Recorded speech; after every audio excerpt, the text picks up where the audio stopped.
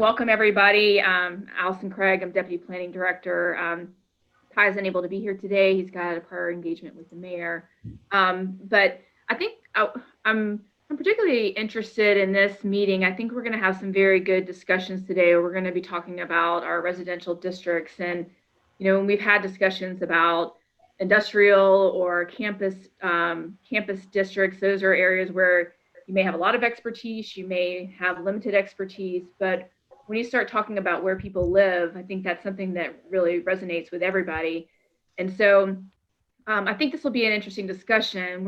The comprehensive plan team has some changes to these areas that, that they're proposing. And this, of course, gets translated into the residential zoning district. So I'm expecting a great discussion. And that's really why we have this group is, you're here to help test out new ideas and help us create a better set of regulations. And so your time and your input and your voice is extremely valuable to the process of developing the Unified Development Ordinance. So I'm really looking forward to hearing your thoughts and your ideas. I wanted to also mention that this is an important time as well because we're about to have the first draft of the comprehensive plan ready for public viewing this month. So on Friday, the executive summary of that will be presented to a joint meeting between TAP, our City Council Committee on Transportation and Planning, as well as the Planning Commission. So we'll have a special work session on Friday discussing the executive summary, and we'll be able to send that out to this group once that meeting is concluded. And then on October the 31st, the comprehensive plan is hosting a drive-in event where you can sit in your car and hear about different aspects of the comprehensive plan. And that document will be available to the public then on that date. And we can also send you the links to that.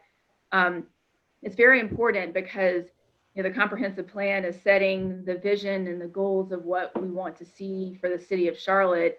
And the Unified Development Ordinance is one of the most critical tools to implement that vision. And so this is an important time.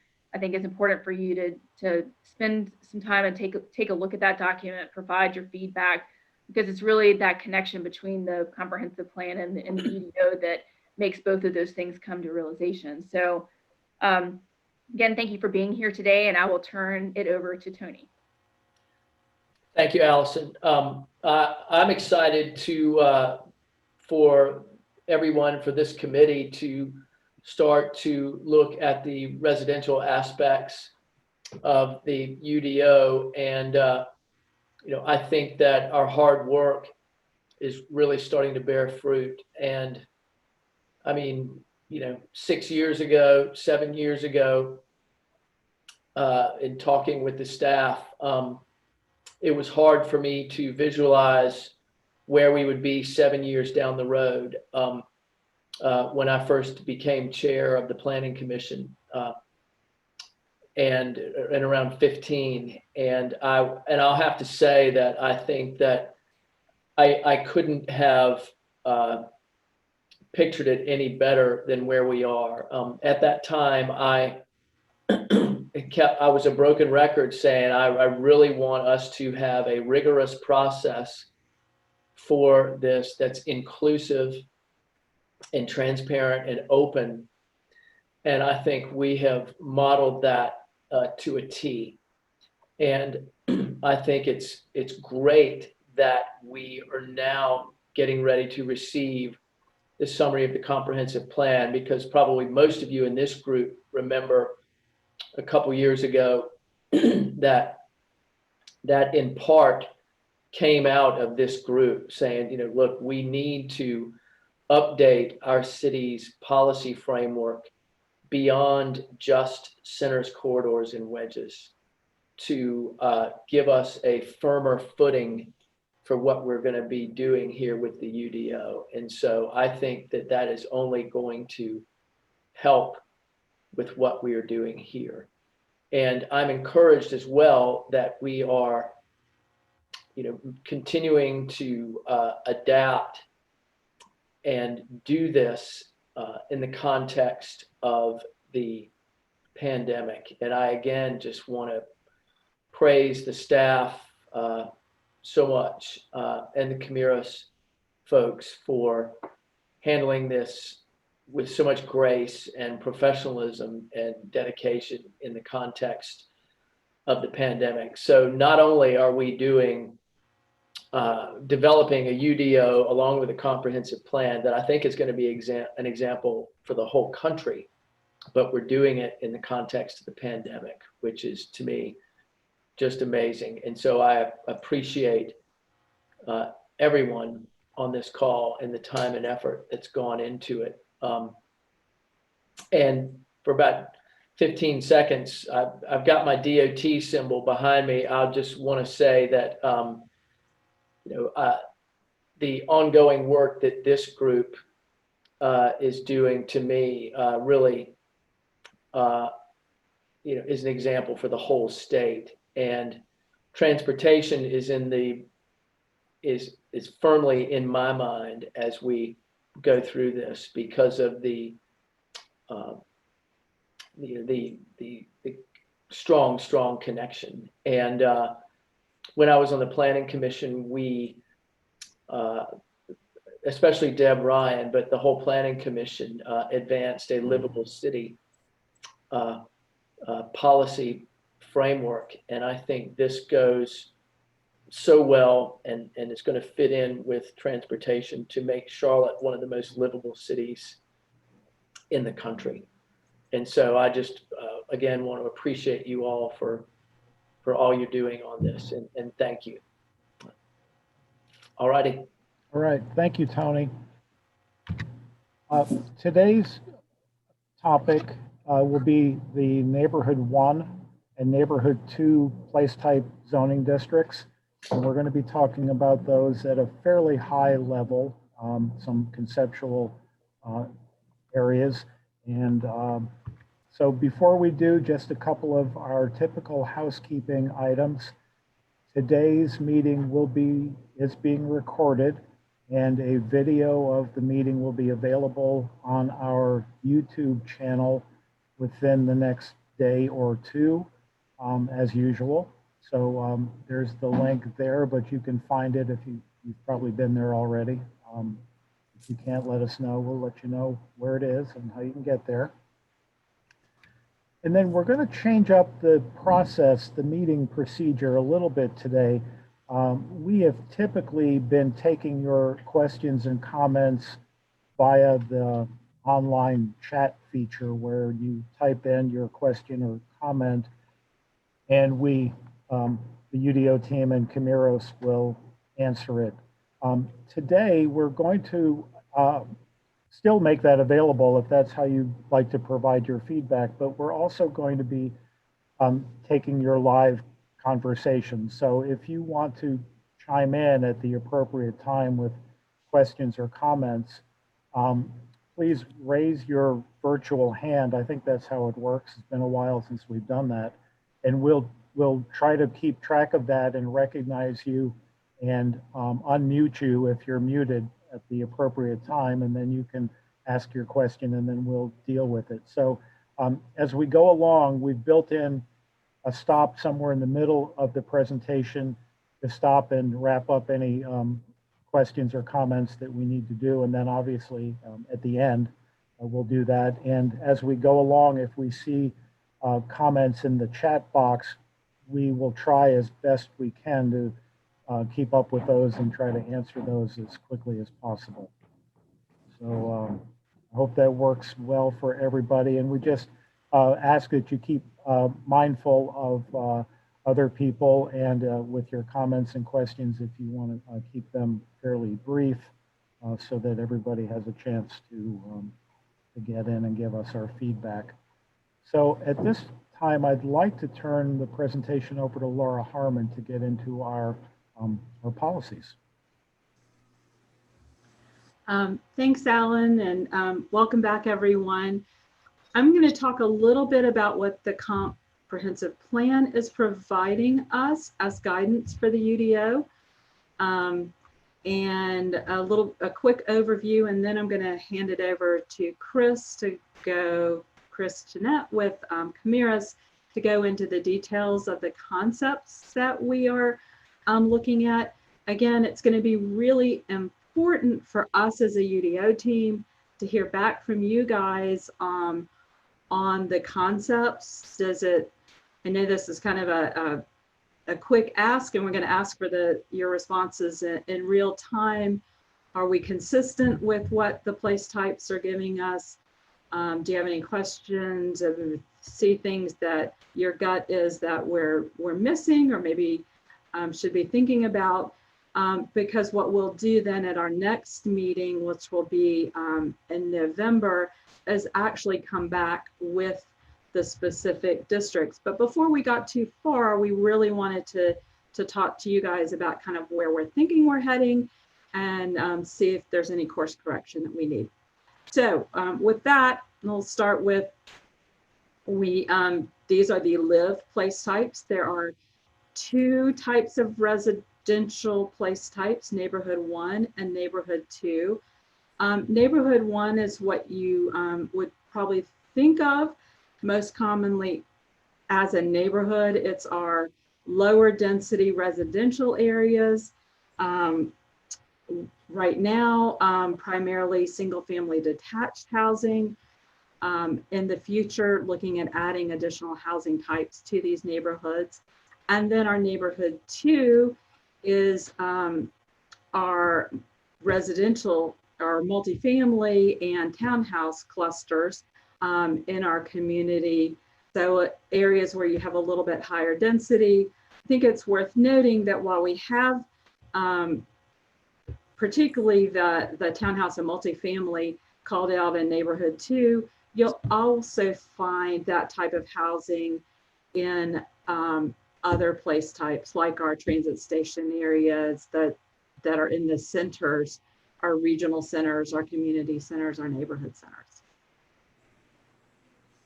So for neighborhood 1 place type, this is really, again, what have traditionally been single family neighborhoods that we see evolving, and we'll talk about that evolution, where we'll see a variety of housing types, but still the predominant housing type will be single family detached housing.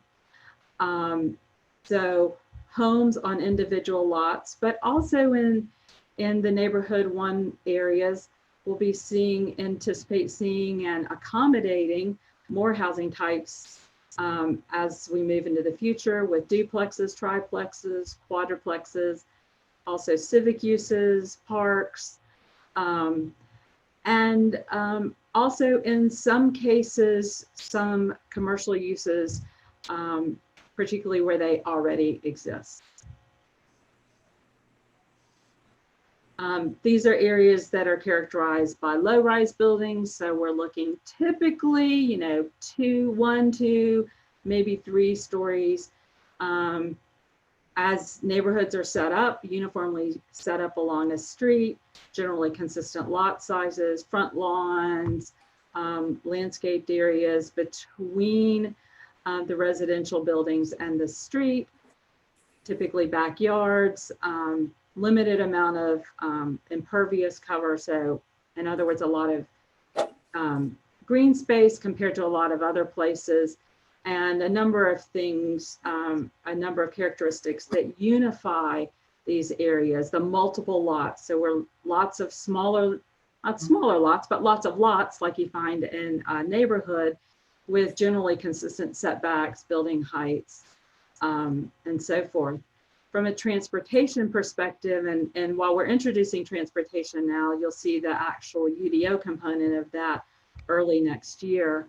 But a well-connected local street network, opportunities for residents to walk, bike, take transit to nearby destinations, and also opportunities for alley access in these areas. So there's some really important foundational policy that we've also pulled from the early draft of the comprehensive plan that sets up for our neighborhood 1 place type. So I want to go over that as well, and then you'll be able to start to see how that relates to the districts that we're proposing. So the first of these is to allow duplexes and triplexes on all lots where single family housing is allowed. So instead of simply having single family detached housing, these would be allowed on all lots where duplexes and triplexes, or where single family is allowed, duplexes and triplexes would also be allowed in those lots. Also looking at still maintaining the consistency of the lot sizes, setbacks, and other development standards specified in the UDO. Then we're also, from the comp plan, is talking about allowing fourplexes or quadruplexes, depending on which term resonates with you, on these lots that front arterials, where single family detached is permitted, as well as also the duplexes and triplexes when key city priorities are advanced and community benefit is provided. And we'll talk a little bit more about that as we get into the regulations. And then finally, the third component from the policy is to provide opportunities for single family attached, also townhomes, maybe what you would think of that, and small multifamily housing developments along arterials in the neighborhood 1 areas as well. So some important foundational policies that help guide us as we're developing our districts in the UDO. So what that brings us to is 7 districts that we are looking at this point in time. The N1A, B, C, and D are related to our R3, R4, R8, I'm sorry, R5, R6, and R8 districts. So for you guys that work with these districts, basically kind of transitioning those districts to these new districts. The N1E district is more like our urban residential. We have construction in our building, so I don't know if you guys can hear that. Maybe, hopefully it'll be. Hey, Alan, can you go through these last 2 items so I can mute?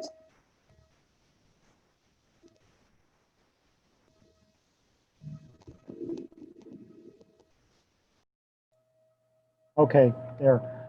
Yeah, I can hear the construction too because I'm just down the hall from Laura, but going through the last couple of zoning districts for the N1, the N1E, as Laura was saying, would be a small lot, more urban style of residential district comparable to our current UR1 district. And then N1F, we don't really have a current district that is comparable to this, but this is a district that we would use that would allow small townhomes and multifamily on arterials and these N1 place types. And N1G is also a new concept for us. It would be a district that would allow for cottage court development. And we'll talk a little bit more about what that actually means when we turn this over now to Chris Jeanette from Camiros. So Chris, why don't you go ahead? And I see we've got a couple of items in chat, so we'll try to get to those as Chris continues on. Yeah. Thankfully, no construction in my house this morning. It'll be a little bit quieter. So in terms of what you all have heard from Laura and Alan so far, I think you can see that we've got some pretty strong, clear guidance coming out of the place types process, which you can see on the left-hand column. This is all the stuff that Laura talked about relating to dwelling types that should be permitted, ADUs, duplexes, all the way up to quads and different civic or non-residential uses. And then, so translating this into zoning, what we've got is all of the stuff on the right-hand column here. So we're talking about things essentially that these 1, 2, 3, 4, 5, the N1A through the N1E districts would all allow for single family detached, semi-detached, duplex, triplex on any lot within any one of those N1 districts that you see. Quadruplex or fourplex dwellings would be allowed really on arterial streets, as Laura mentioned, basically in exchange for a community benefit. So this could be something like an affordable unit. One of the 4 units in there is an affordable unit, or a type of workforce housing. So in exchange for some type of community benefit, you can bump up to a 4-plex on an arterial. That's an important distinction. ADUs would be allowed within all of these districts, again, subject to the limits that are sort of established in terms of duplex, triplex, quads. And then civic and institutional uses, things like schools, churches, parks would all be allowed within any of the N1 districts. Kind of an important new thing is this idea of neighborhood commercial establishments. So in the N1, this is basically geared toward reuse of existing sort of neighborhood commercial businesses. So things like the corner store, not necessarily always on the corner, but if it's there and it's non-residential in construction as of the date of the adoption of the UDO, you can use it for a commercial use. And the neighborhood commercial establishment use essentially contains sort of a tailored series of uses that can go into these. It can't be just any commercial use. We're talking about things like corner stores, art galleries, yoga studios, generally less intense uses that would go in on the corner within these neighborhood residential areas. Thanks, Alan. So in terms of dimensional standards, again, we've got some guidance from the place types that we're implementing here. In terms of the form and placement of buildings within the N1 districts, these are all still being fleshed out, but we would appreciate whatever feedback y'all are willing to give us at this point. So coming out of the place types, we have guidance telling us typical heights are around 3 to 4 stories, that these are generally low-rise residential buildings. Buildings are typically located away from the street. They provide rear yards as private open space related to the dwellings. And that front side and rear setbacks might vary across neighborhoods, but within neighborhoods, they're generally consistent.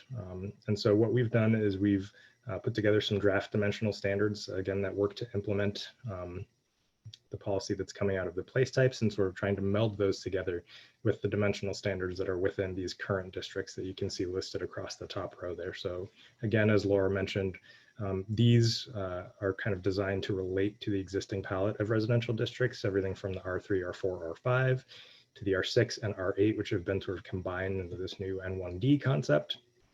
And then the N1E, which is a little bit more closely related to the urban residential. So the lot widths, lot areas are all pretty much in line with what we see already in the current ordinance. I'm not going to go through cell by cell and actually highlight them here because that would be incredibly tedious for everyone, but I hope that you'll actually take some time after the presentation, look and tell us what you think of where we're headed with these draft standards now. So, we're thinking about things like lot area, lot width, general heights, somewhere around 40 to 48 feet as a maximum. Also like to hear some input on those. And front setbacks that would be measured differently depending if I'm measuring from the future back of curb or from a right-of-way line, so that we can accommodate a variety of different contexts in these neighborhoods as well. So some additional concepts that we're refining as part of the neighborhood work is this, firstly, this concept of cluster development. So that's somewhat similar to what's already within the city's ordinance, allowing for a reduction in things like minimum lot area, for the provision of additional open space or tree save space, tree preservation and planting. That's really in line with the city's priorities in terms of those particular things. Moving forward within the subdivision regulations of the UDO, we're considering requiring common open space within all new subdivisions. So that would relate essentially to this idea of cluster development, needing to provide additional open space above and beyond what would be required in exchange for a little bit smaller lot area, to really kind of get at that idea of a cluster development, meaning sort of smaller, tighter residential development that's really prioritizing the preservation of open space and natural features on a site. So moving into sort of the newer, unique N1 districts, we've got this idea of the N1F. So this one is really coming out of the concept within the place types of allowing for smaller lot single family, as well as small scale townhome and multifamily dwellings. Excuse me, I'm getting a pop-up. That are generally found along arterials within the N1 areas of the city. So the N1F district really responds to this guidance by allowing the development of residential uses on lots that are 3,500 square feet or greater. And it's really intended to be mapped or applied along this arterial condition, arterial streets within the N1 areas of the city. So what it would do is it would allow for multiple forms of residential development. So a lot of what we've already been talking about, including small scale townhomes and multifamily.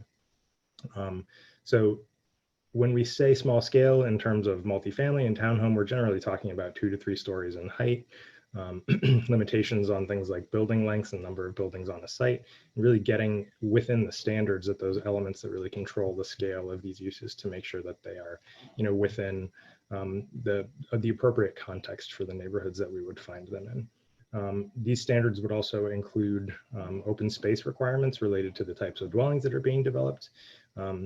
And important to note too that the dimensional standards here are really going to be oriented toward that arterial condition, so that we're making sure that we're addressing that these, aren't necessarily always going to be, or aren't necessarily really ever, hopefully going to be located within interior neighborhoods, but that they're really designed to be applied within sort of the higher intensity arterials.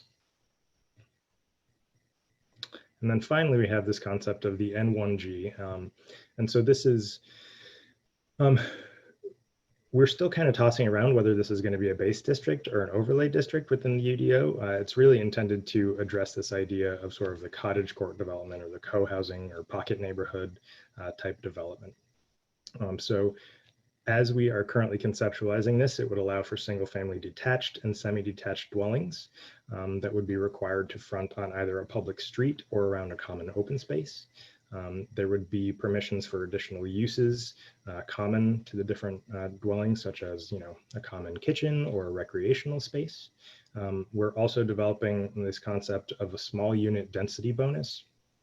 And this would essentially work as a density bonus for this type of development if all the homes that are developed are within a certain or under a certain threshold of gross floor area and under a maximum height. And so if those requirements were met, essentially this would grant a little bit of a density bonus. And the idea is to really encourage, first of all, the use of this cottage court development form, and to promote the development of actually smaller, affordable homes and things like tiny home communities as well within the neighborhoods. So I think we've come to our first stopping point. We've certainly thrown a lot at everyone. I've seen the chat moving quite rapidly in my peripheral vision. Thanks, Chris. And unfortunately, I've still got a lot of construction noise in my background. I don't know if you can hear it or not, but I be a good idea now. We've got a lot of comments and there seems to be a theme running through them. Well, a couple of themes. Some people are asking if we're allowing duplexes and triplexes in these this place type. Why not quadruplex? So we can talk about that. We've also, toward the end of the chat, some of the comments that I'm seeing are, how do we sell this idea to the council and to the public, to elected officials and the public, how much or what percentage of current single family properties could be subject to these changes. And that's a good topic for discussion, because although our current predominantly single family neighborhoods make up a large portion of our land area in terms of zoning, R3, R4, R5, R6, and R8. If you look at a zoning map, most of our city's land area comes under one of those zoning classifications. Many of those areas are subject to HOA guidelines that may not permit anything other than single family. I don't know that we've actually have an answer for what percentage, although I think we do have some concept of that. And I think some of my colleagues may actually have more of a handle on that. But I want to say that the vast majority of those areas are subject to some form of HOA covenant. So in terms of how much of this single family land area would actually be affected by these proposed changes, I think it would be fairly small. And I'm trying to look at my chat box here on one of my other monitors. And I know that, Laura, you're muted, but it seems like we have a little bit of a break in the construction. If you want to jump in and try to tackle any of these. Yeah, I want to clarify with the question Brent asked, is what percentage of current single family properties could be subject to change? This would actually apply to virtually every lot. It's not that it would happen on every lot because it would be based on market demand and so forth. But as conceptualized, with it, I want to say a few exceptions. Some of the specialized districts we're talking about may not allow all of this and all of the different housing types. And also, we really want to have this discussion today and want to let you know what we're going to do with it, which is gather it. A lot of this is kind of in the bridge between the UDO and the comprehensive plan. So we want to gather these comments and make sure we're talking with the comp plan team, who's kind of, helping set the foundation for a lot of this, and let them know what you guys are saying. So it's really interesting to hear the perspective, and keep expecting construction to start again any minute now. And we have a question about where do tiny homes fit in. Tiny homes can fit into any of these zoning districts. They're not their own particular use. They're just a residential single family detached use that happens to be small. So we don't have a special district for tiny homes necessarily. They could go in most of these, if not all of these districts. Question about Alan? yes, Arissa. Oh, and one of the things about tiny homes is, I think Chris, jump in if I miss anything here. What Chris did point out was that one district that we're looking at, the kind of cottage court development, and he did mention that there is the kind of small unit bonus. So that's intended to, as Alan said, tiny homes can really go anywhere. But in that case, there's the bonus where the lot sizes, where additional homes can be created there if they are smaller than a certain threshold that's set. So it kind of it helps facilitate that type of development without specifying it. The tiny house itself is not a use, it's just a dwelling. The size is what distinguishes it. So it's more a market term than it is an actual zoning term. And question about ADUs versus ACUs. I'm sorry, I don't know what an ACU is. ADUs would be allowed in any of these districts as a dwelling unit. So if you're allowed to build a triplex, and that's as many units as you could build on some of these districts. If one of those is an ADU, that's fine, but I believe the way we're envisioning it now, you wouldn't be able to build a triplex and then an ADU in addition to those 3 units in the triplex. So they would count as a dwelling unit, but they would be allowed. Again, I'm not sure what an ACU is. If you want accessory commercial unit, I see your answer now. I think, and just on that real quickly, we allow certain commercial components as accessory use. It's usually office inside a house that may have a business for a portion of the house. We'll continue to do that. And at this point, we're not looking at having accessory commercial units in our residential neighborhoods. And I don't know, Arista and Chris, if you guys have had experience with that, maybe you can kind of help think how we would address kind of allowing accessory commercial use in a very limited manner in a way that would work its way into a neighborhood.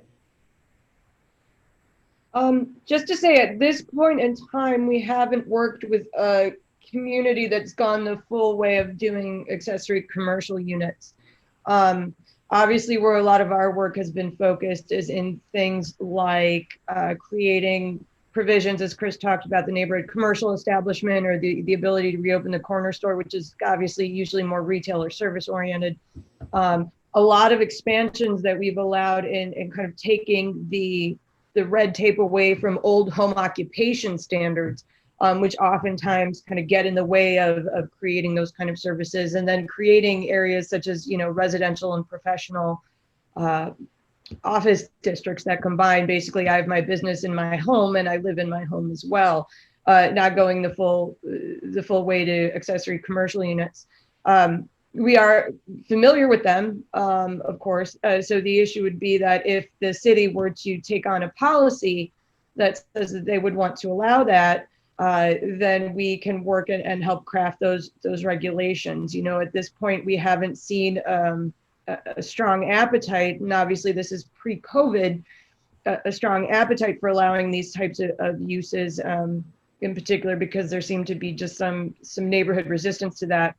But, you know, if the policy was to kind of look at these and bring these in, then, you know, we can work with the city to get those going. Yeah, and I think it's important also to note that, you know, we are kind of in a different place now than we were, you know, 8 months ago relative to this idea of things like accessory commercial units, and that, you know, as the comprehensive plan continues to move forward, that might be an important, you know, piece of feedback to give the comp plan team in terms of, you know, looking to explore those types of uses within neighborhoods and seeing if we could build some sort of support for it. I know that there are communities where they're working right now. In terms of our work here in Charlotte, we haven't really heard that, as Arista said, that there's much of an appetite for them. And if that changes, we'd be happy to work on some regulations to allow them to happen. Another question that I see is what tools are envisioned to help mitigate gentrification of historically minority neighborhoods in proximity to Uptown? And obviously that's an issue that all cities are facing.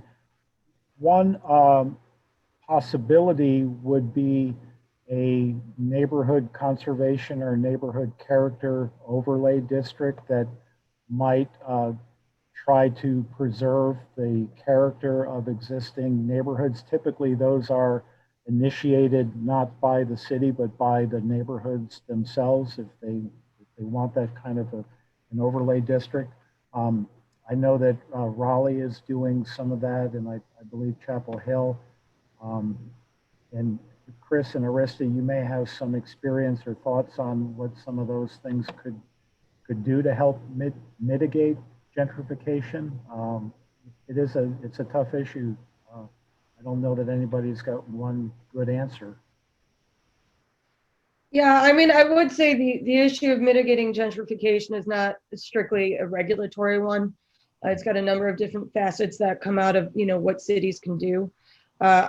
We have worked with the neighborhood conservation overlay districts. I know Chris did a lot of work in another community we worked with on this, creating a district specific for that.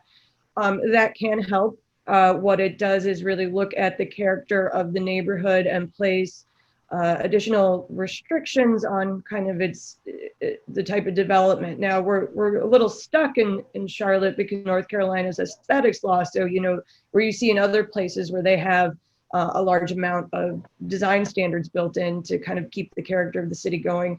That's something that's really not a tool we have right now.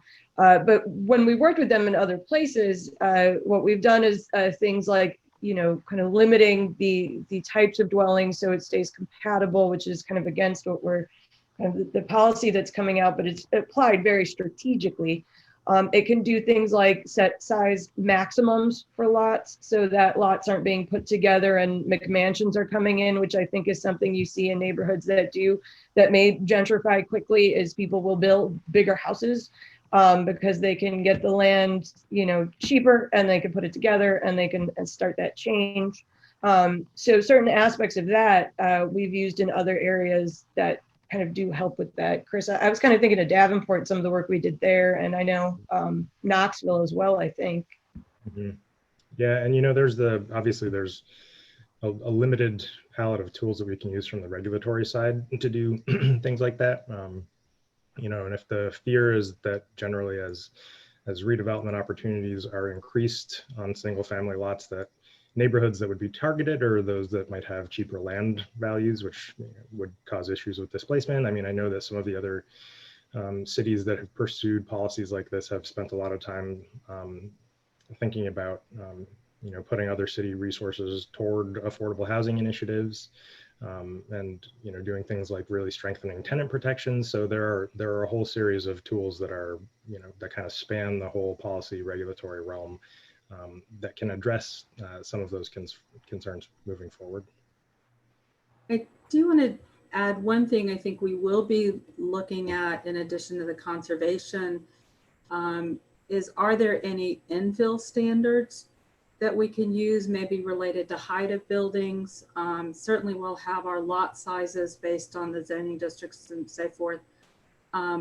Raleigh's done a bit with special infill standards that may be something we can look at and try to work into that. So it's kind of good to hear how people feel about how much we should tie new residential structures to the scale in particular of existing structures.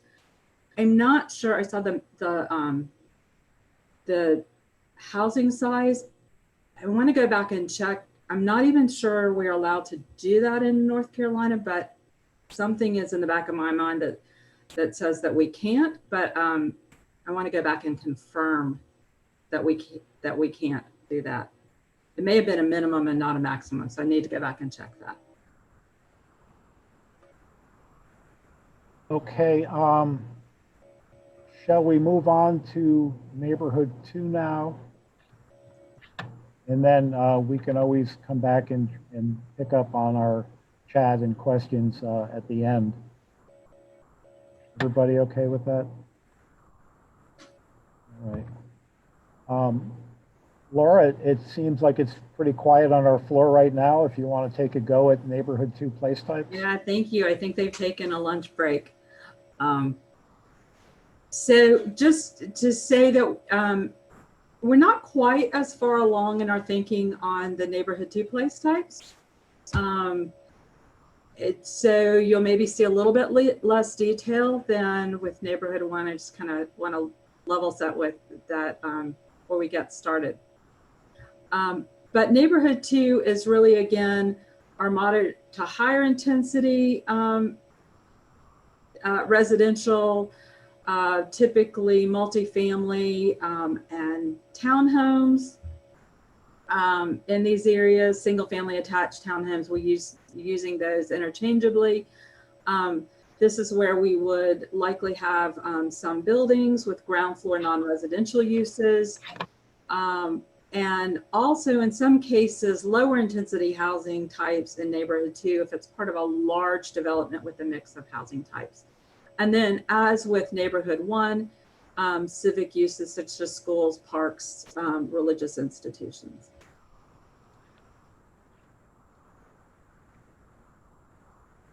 I'm sorry, I skipped a beat. Okay. Okay. Again, so we're, these are probably typically low to mid-rise multifamily residential development, and kind of working on a spectrum of different options for that, as you'll see in the districts.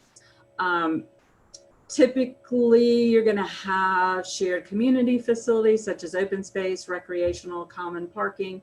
Not always, depending on your housing type, but typically. And then transportation, again, the importance of having that well-connected street network and multiple choices for how people can get around, walking, cycling, transit, as well as by vehicles.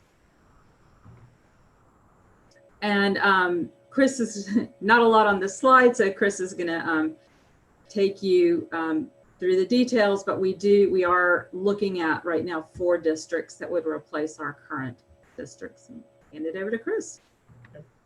So thanks, Laura. As Laura was mentioning, you know, we're a little bit higher up in the air. I'd say we're about 10,000 feet above the earth, looking down at these right now.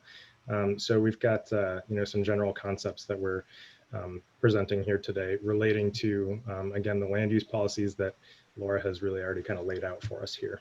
So we've got a series of 4 districts right now, the way that we've conceptualized them. The first one of those is the N2A.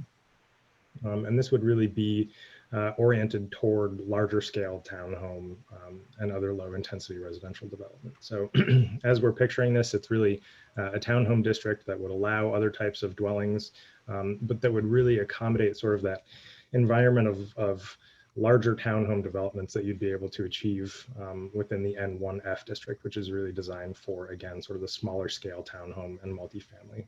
And so this one in particular is sort of it's kind of an in-between N1 and N2 district. It's sort of towing the line. We've got it structured as one of the N2 right now. And as such, you know, it might be appropriate for certain areas within the N2 place type, but it also might be appropriate for certain areas within the N1 place type. So we would want to make sure to structure this one so that it would be applicable within both of those place types. The N2B is really geared more toward accommodating a mixture of townhome and multifamily development.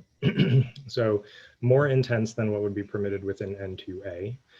The standards here for this one would be oriented toward achieving more of sort of a garden style multifamily environment. So lower rise multifamily buildings with a lot of open space on site, whether private or common.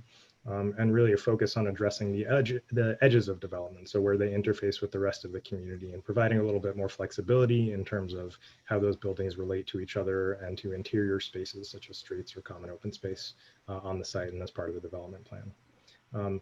Another important thing to note, we're introducing a concept here in the N2B that would also apply to the N2C and the N2D.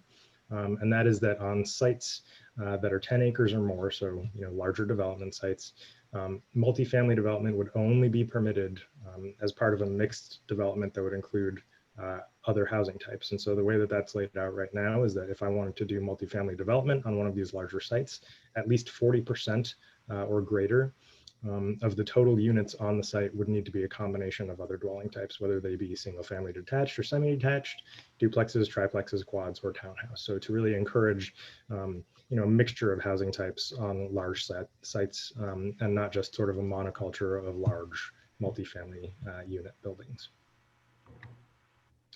N2C is a multifamily district. Again, a little step up in intensity would allow sort of a more intense or urban form than you're seeing in the N2A or the N2B. So this one would be characterized by reduced setbacks, increased building height, and really a series of standards to kind of get at, if those first two are dealing with, a slightly less urban context, then maybe these N2C and N2D are pulling us into a more urban context and really addressing relationships to the street in terms of setbacks and building heights. Again, the concepts would apply. So on large sites, I'm required to build a mixture of different dwelling types. And then N2D, as it's currently conceptualized, would be the highest intensity multifamily districts, again, characterized by reduced setbacks, the greatest height within these residential districts, and development standards oriented toward a more urban context. So this one would be the one that you would typically see applied adjacent to much more intense districts, such as maybe the neighborhood centers districts, where you wanted to just facilitate sort of intense, dense multifamily development within those areas. And again, this is the third one that would be subject to the standards requiring a mixture of dwelling types, just to make sure we're not getting sort of that monolithic multifamily development in these more urban contexts as well. Thanks, Chris. So we can stop here. We're at the end of our presentation and try to answer or respond to some of the questions and feedback that we have in chat. So I would invite Laura, Chris, and Arista to kind of look at some of those and jump in, and especially the last comment I've seen from Nate, that where did we get the 40% of the number of units in those larger sites that would have to be something other than a multifamily development? Where did that come from? So Arista, maybe you could speak to that a little bit. And Alan, before we go there, I think as the comp plan policy comes out, that is one of kind of the approach, and I think even in place types for this, that talks about for larger sites having a mixture of housing types so that we don't have a 30-acre project that is entirely one housing type, particularly at a higher density, but to really have a mixture of housing types that really kind of gets into the desire for diversity of housing types and lots of different choices for people. So I wanted to kind of lay the policy foundation first before we get into, is 40% the right number? I mean, I think that would be interesting to hear from folks. And now if Forrest and Chris, sorry to jump in, if you want to respond to that. That's just it. It's a starting point. We're creating something new here. And so we don't know what those final numbers are going to be. So we really it was really, it's a lot easier for people to react than for us to say, hey, give us a percentage and get answers all over the place. So we do look to you as the Ordinance Advisory Committee to kind of help us work on that number. It was kind of the idea to still allow for people to build multifamily, but really, how do we prevent it from being, I think somebody on here said, these large soulless multifamily tracts.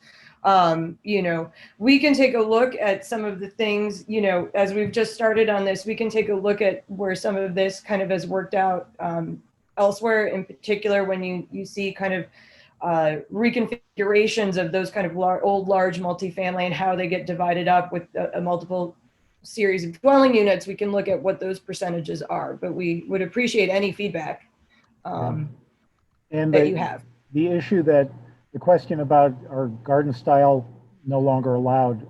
Yes, they would be, but if they were over 10 acres, then they would be subject to this potential requirement for a mix.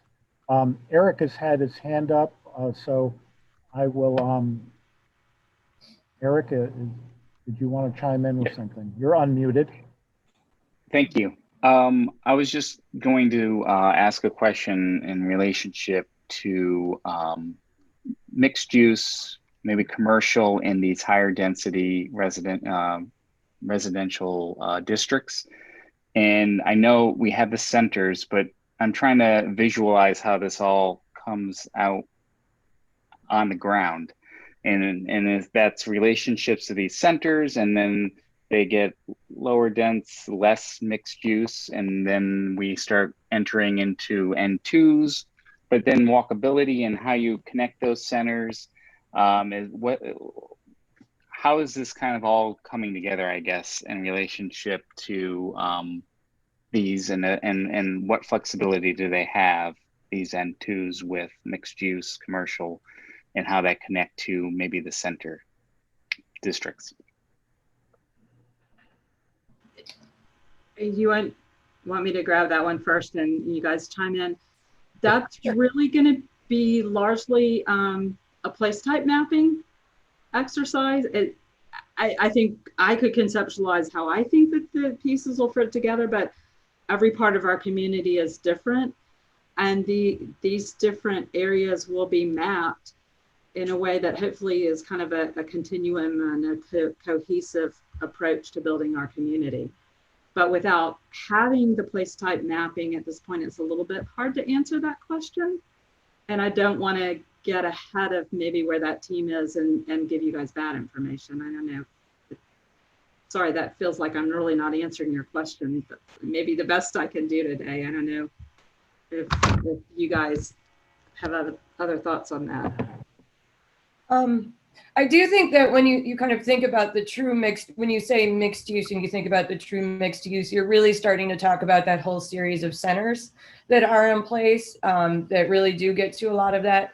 What we do want to build in these being the residential districts, is some opportunities. I think it was mentioned earlier with the idea, the concept of the corner store.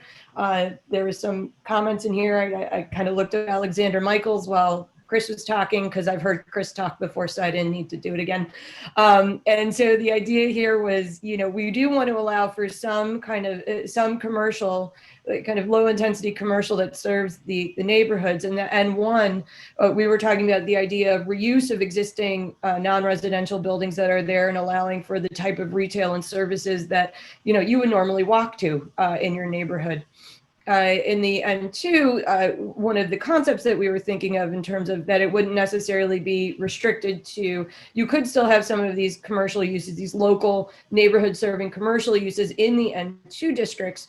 And they don't necessarily have to be a reuse. They can be a new construction or alteration of an existing building.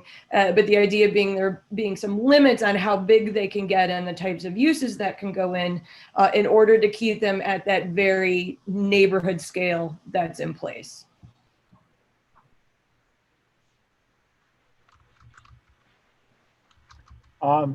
David Walters David, are you offering to do some studies on this 40% mix of uses?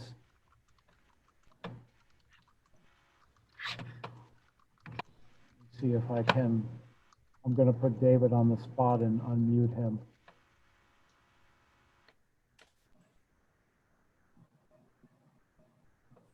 Where's David? There you are. So not to put David on this, well, to give David a chance to think about whether he wants to be put on the spot.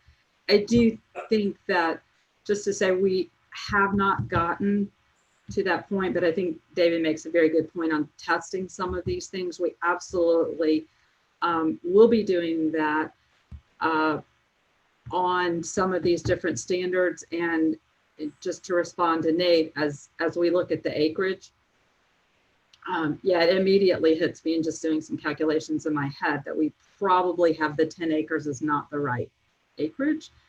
That we'll definitely go back and look at that, because it doesn't take that many units to use up your entire 10 acres. So we're not saying we don't want, that we're trying to disallow a typical garden style apartment complex. But we also probably want to make sure that if the projects get big enough and you're looking at hundreds and hundreds and hundreds and hundreds, many hundreds of units, that's where we want to make sure we're starting to look at that diversity of housing types. And even as we talk about that, in my mind, it's like, is it number of units or is it acreage? So I think we have some playing around to do on really refining and thinking about those standards. And I even noticed Michelle's comment. Yeah, we love that feedback. I don't know if you want to do it now or if it would be better when we come back with some more specific standards to maybe give a broader picture of what we're doing, especially as we're looking at kind of adjusting that. But at whatever point, any feedback that you have, we'd really appreciate.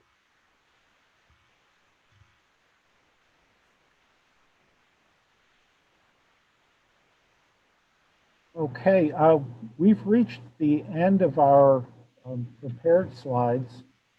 And so people want to get a last question or comment in or raise your hand. Or if we didn't answer the question earlier and you still have it, raise your hand.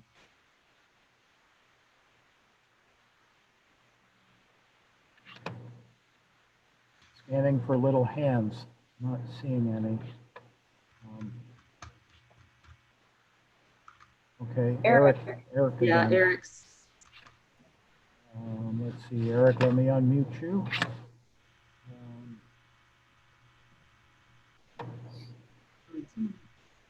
you go. Thank you. I guess it's just more of a logistical question about, are we going to revisit some of these districts once you get further details? And because like you're saying, not answering some questions or not knowing specifically the uses, especially like the commercial, you're saying you're going to restrict some, keep it at the neighborhood level. Just being able to see those details too would be helpful. And I would imagine we will go back, and once you get the details and keep going through with the ability to be able to still make adjustments to them, correct? Yes, our next meeting in November will be kind of part 2 of this discussion of these residential districts. And by that time, we will have more detail available in terms of the development standards. We will get into uses, and Arista and Chris, maybe you want to jump in and just kind of give us a preview of what the next version of this discussion might look like.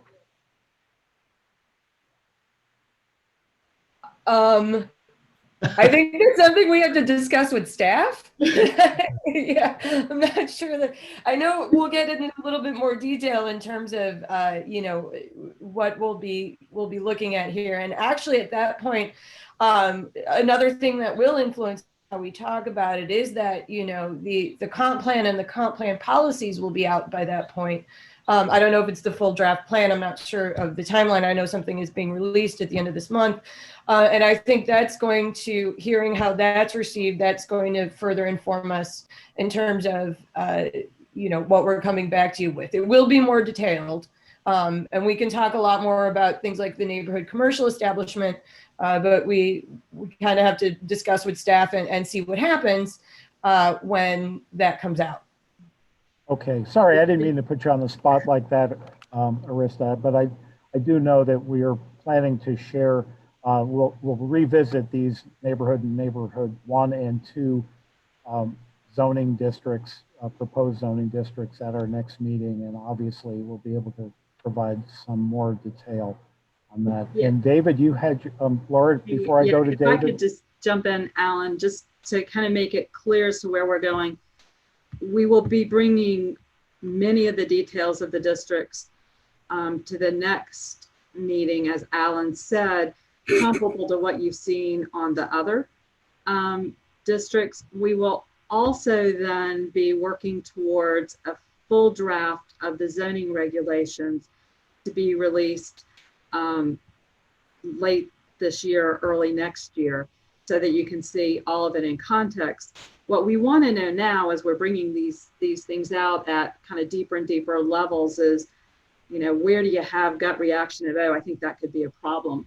And I think we've gotten some really good feedback on that today. So, but yes, this will not by any stretch be the last chance you'll get to look at this, because this is really at a very high level, and we understand that, and wanted to hear kind of general direction. Did folks feel like they're heading in the right general direction?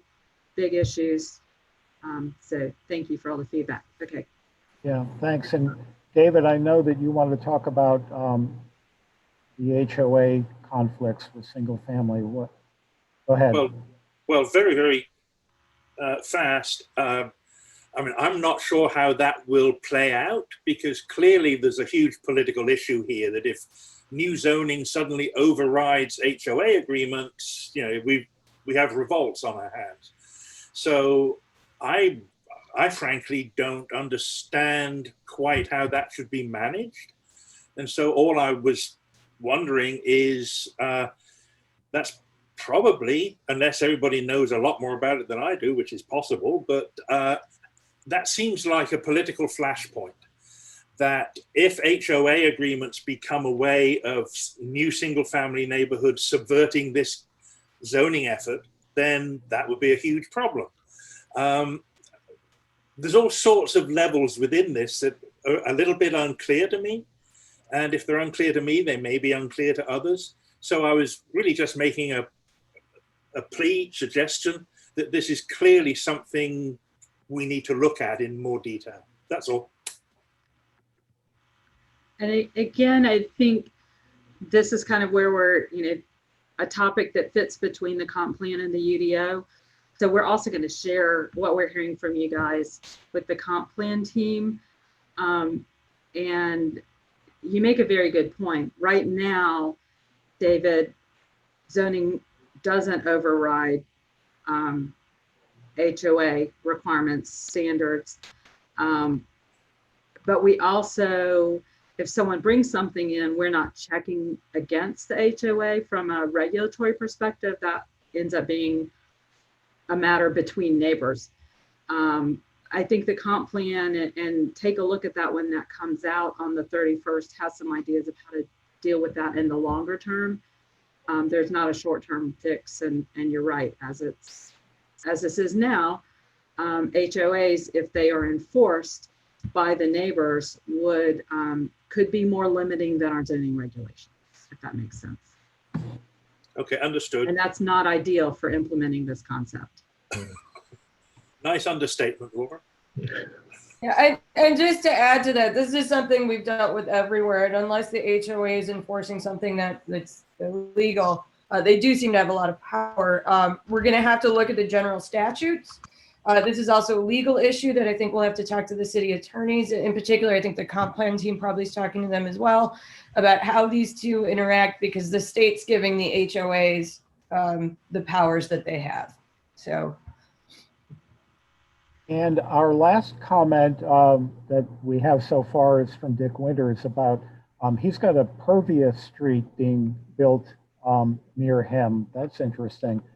And how do we work to encourage and require pervious streets for future projects? That's something I don't have any experience with, and I can see I've got a message that Laura has had some technical issues now with her sound, and so she's not available. But I don't know, Arista or Chris, if you want to take a run at pervious streets and what may be done, and probably not in the zoning section of the UDO, but possibly in a different section of the UDO, any mention or requirement about pervious streets? I mean, that is a question that we would need to talk to the streets and subdivision folks about, kind of, we're talking about streets, but how you can work that requirement in. At this point, I don't think we've seen it done anywhere where it's a requirement. Doesn't mean it can't be. I don't know that for sure. So we just need to look into that a little more.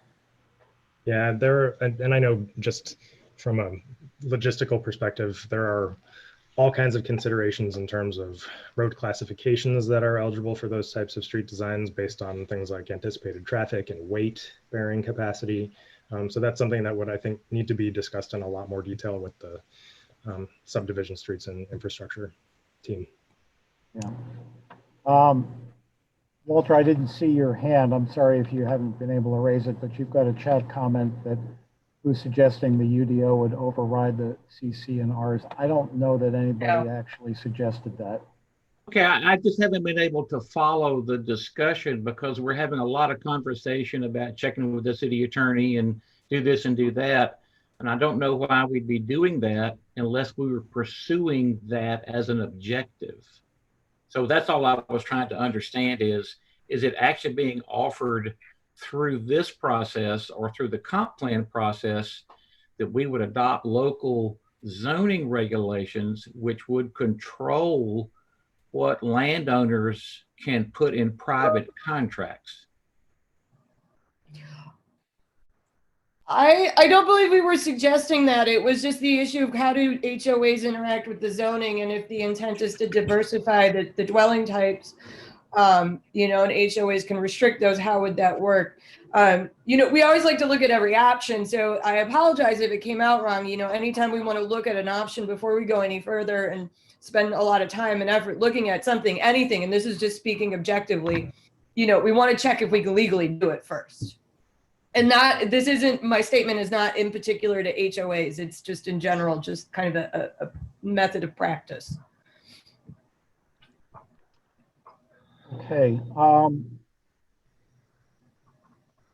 don't see any more hands or comments.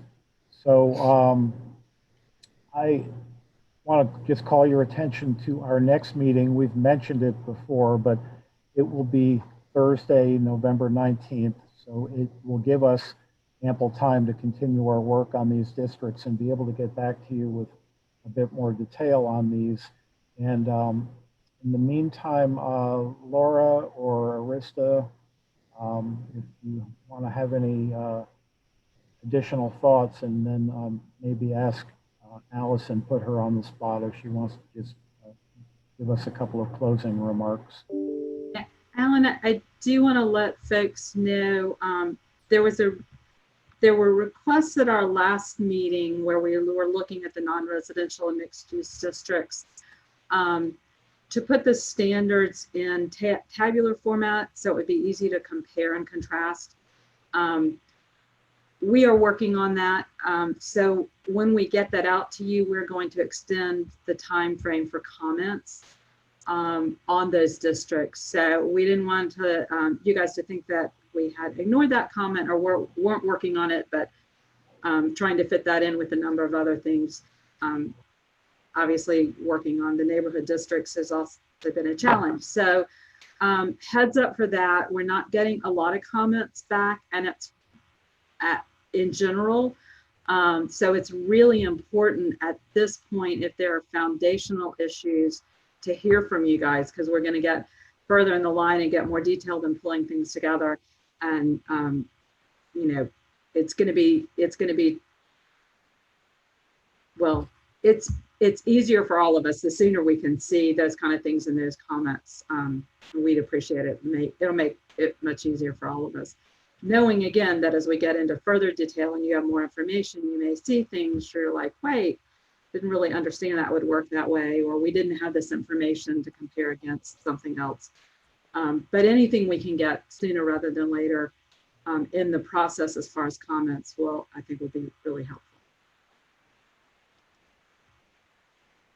Thank you all. I think we've gotten a lot of good feedback. Allison, or Tony, would you care to give us any final thoughts? Yeah, I'll jump in real quick just to say, you know, I appreciate this discussion. I've had anticipated that this would spark some interest among the group, and I really appreciate your thoughts. I mean, you know, the recommendations about, you know, that 10-acre site maybe precluding affordable housing, and those are all really important things that we need to understand and make modifications. And yeah, this is the first time you're seeing this, and certainly not the last. And your input is greatly appreciated, and these are good discussions that we'll discuss in our internal group and before we come back to you. And wanted to just say again, it's the executive summary of the comprehensive plan will be sent out to you all on Friday, so tomorrow, and then the full draft document will be sent to you on October the 31st. And so Laura mentioned several times that there's a lot of places where there's sort of this intersection between the UDO and the comprehensive plan. And so we really would ask for you to take some time and review those documents, because it's really setting, you know, the vision for what these regulations are going to create for Charlotte. So again, thank you, and I'll turn it over to Tony. Thank you, Allison. Can you all hear me? Yes. Great. I just very quickly, I just want to again appreciate the committee, the level of critical thinking and the level of knowledge and the level of inquisitiveness that this committee brings is hugely valuable, and it was so in evidence today. I think that's what makes this process rigorous, which it needs to be. And so I just want to again appreciate the committee, and also appreciate the staff and Arista and her team for all of your work and for your transparency and, you know, being brave enough to know where you need to get back to us with questions, and knowing what you know and what you don't know. And I just think that's very collaborative, and appreciate it. So thank you all. Thank you all.